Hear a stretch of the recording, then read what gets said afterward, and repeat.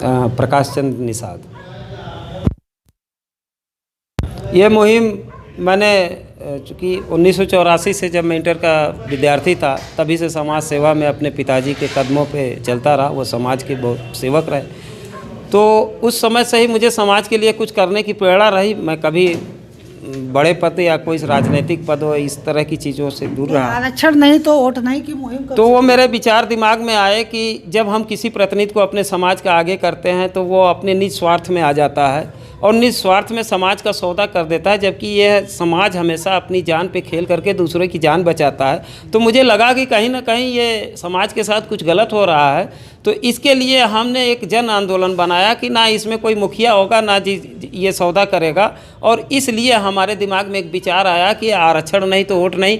चूँकि ये सरकार ने हमें एक शक्ति प्रदान किया है कि अगर आपका प्रतिनिधि या और लोग आपकी बात नहीं सुनते या आपका प्रतिनिधि जिसको आप बना रहे हैं उससे नहीं संतुष्ट हैं या जो प्रतिनिधि आप चुने जा रहे हैं वो उससे नहीं संतुष्ट हैं या जैसे भी अगर आप असंतुष्ट हैं या जो भी कैंडिडेट हैं अगर वो योग्य नहीं है तो उसके लिए उन्होंने एक नोटा शब्द दिया कि नॉट एबव, मतलब जो भी ऊपर के लोग हैं या उस क्रम लिस्ट में जो भी हैं उनमें आपको पसंद नहीं है तो आप नोटा बटन दबा सकते हैं। तो हमने उसी अधिकार का प्रयोग करने के लिए ठान लिया कि अगर हमें हमारा जो 1961 में सेंसस रिपोर्ट में हक अधिकार ये था कि और सभी जातियों जितनी भी जातियां थीं उसमें सबके पर्यायवाची समनामी और समनामी जातियां उपजातियां जितनी थी सबको आरक्षण का लाभ प्रदान किया गया, लेकिन हमको नहीं दिया गया आज तक।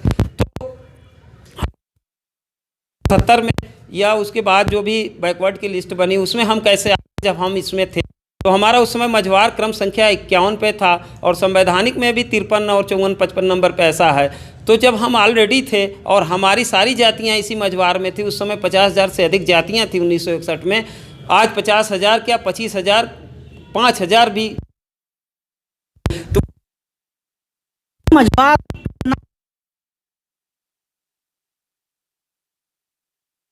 बनता है कई प्रदेशों में बनता है। उसमें मैं प्रमुख रूप से राजधानी का बात कहूँगा कि वहाँ मल्लाह के नाम पे वो सर्टिफिकेट बनती है, बंगाल में बनता है।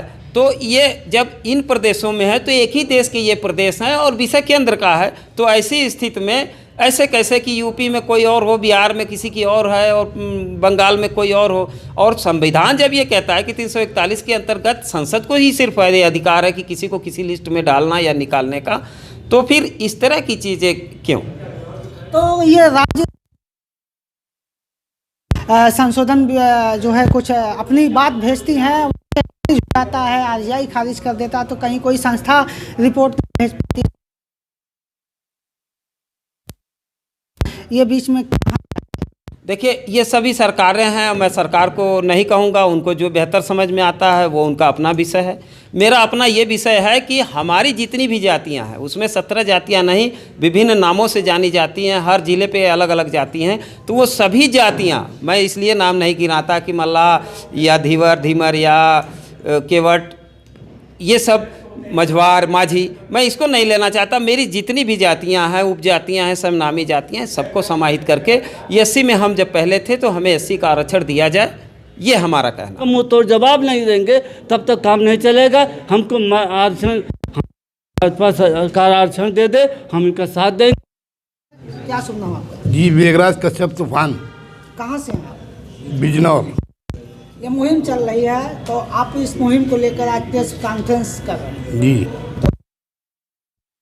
चुनाव लिए मुहिम आप ये रंग बहुत लाएगी क्योंकि ये सिर्फ युवाओं की कहानी पर है। हमने जो ये मुहिम हमारे माननीय प्रकाश जी ने जो रखा है, ये मुहिम सिर्फ के कांधों पे रखा है। हमने नेताओं को और जो बुजुर्ग लोग हो गए, रिटायर हो गए, उन्हें हम नहीं मान रहे। हम सिर्फ पढ़े लिखे लड़के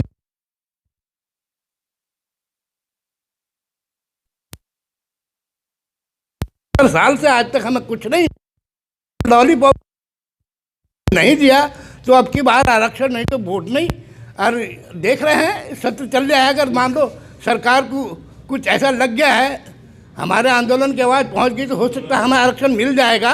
अगर नहीं मिलता तो फिर हम जैसे हाईकमान का आदेश आएगा हम नोटा बटन दबाएंगे।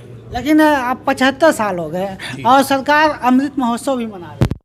वो तो सही आज़ादी का अमृत महोत्सव नहीं, आज़ादी, हम आज़ाद भारत में आज हमारे समाज जो है नहीं, ये जो ऐसे आरक्षण से वंचित है, ये आज आज़ाद नहीं है। कौन कह रहे हैं आज़ाद है? हम आज़ाद नहीं हैं। आज़ाद भारत में हम गुलाम हैं, हमें गुलामों की नज़र से देखा जाता है। इसलिए हमने अब ये ठान लिया है कि हमें किसी सरकार से, किसी पार्टी से कोई हमारी दुश्मनागी नहीं है। हम किसी को बुरा भला नहीं चाहते कि ना कहते। हमारा सिर्फ आरक्षण नहीं तो वोट नहीं, चुनाव से पहले आरक्षण नहीं तो वोट नहीं। अगर हमें वोट आरक्षण मिल जाता है तो हम भविष्य में स्वागत करते हैं, सरकार भी बनवाएंगे। अगर हमें आरक्षण नहीं मिला इस सत्र के अंदर तो हम आरक्षण नहीं तो वोट नहीं, नोटा बटन दबाएंगे। जैसे हमारा माननीय हमारे आदेश जैसा भी देंगे, हाईकमान आदेश देंगे, नोटा बटन दबाएंगे। आप क्या कहना चाहेंगे? आरक्षण नहीं तो वोट नहीं, ये मुहिम चल रही है, आप कहाँ से? मैं कैलाश निषाद, प्रदेश सदर national association of fisherman Unnao से हूँ। बड़े भाई प्रकाश चंद्र निषाद जी ने आरक्षण योग्य है और देश आज़ाद होने में हमारा मल्ला, धीमर बाथम, गुड़िया, रैकवार कहानी बहुत महत्वपूर्ण, क्योंकि हम नदियों के किनारे रहते थे और अंग्रेज़ों को जो भी आवागमन, पहले संसाधन नहीं थे सड़कों के, तो नदियों द्वारा हम लोगों को मारा गया, हम लोग क्रिमिनल कार्ड घोषित किया गया। और 1947 में देश आज़ाद होने के बाद हमको 5 साल बाद आज़ादी मिली।